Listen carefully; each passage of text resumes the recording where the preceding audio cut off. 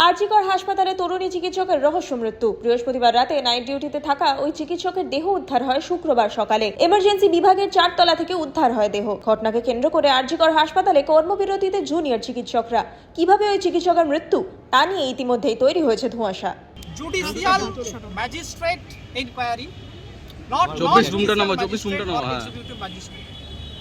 এবং সেটা আমরা অ্যাডমিনিস্ট্রেশনের কাছে বলেছি যেভাবে তার প্রপার মেডিকেল লিগাল ওয়েতে জুডিশিয়াল ম্যাজিস্ট্রেট অ্যাপয়েন্ট করে এর ইনকোয়ারি স্টার্ট করতে পোস্টমর্টেম আন্ডার ম্যাজিস্ট্রেট ইনকোয়ারি যে হবে সেখানে আমাদের ফিমেল পিজিটি 5 জন প্রতিনিধি থাকবে, ফ্যামিলি মেম্বার তারা অবশ্যই থাকবে, জুডিশিয়াল ম্যাজিস্ট্রেট থাকবেন in front of him, not executive magistrate, I am saying judicial magistrate, and the whole process to be videography.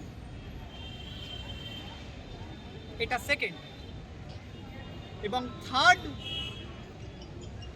Medical legal autopsy to be done কি করছো in the R.G. Kar Medical College. Magistrate inquiry হবে এই কেসে, হ্যাঁ, আর এটা পোস্টমর্টমটাও neutral জায়গায় হবে under videography, আর একটা মেম্বার 3 মেম্বারের কমিটি হবে, ওরাই পোস্টমর্টম করবে, ঠিক আছে, একদম নিউট্রাল ইনভেস্টিগেশন হবে। We also want whatever the truth is it should come out. ঘটনা এখনো পর্যন্ত ম্যাজিস্ট্রেট এলো না। ম্যাজিস্ট্রেট না আসলে ডাক্তাররা বলছে যে আমরা কোনোভাবে বডি ছাড়বো না।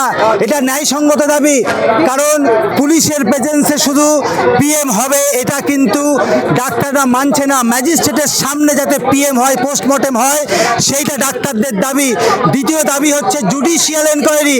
প্রথমে ওরা প্রিন্সিপালকে হেড করে এনকোয়ারি কমিটি তৈরি করবে বলেছিল, কিন্তু আমরা মনে করি এই কমিটি প্রিন্সিপাল চালাতে পারবে না, এটা বায়াসনেস আসবে, সত্য উদ্ঘাটিত হবে না। যদি সত্য উদ্ঘাটিত করতে হয় তাহলে জুডিশিয়াল এনকোয়ারি। তরুণী চিকিৎসকের মৃত্যুর কারণ খতিয়ে দেখছেন ফরেনসিক আধিকারিকরা। হাসপাতাল চত্বর পরিদর্শন করেছেন কলকাতার পুলিশ কমিশনার বিনীত গোয়েলও। Bureau report, আজকাল.in।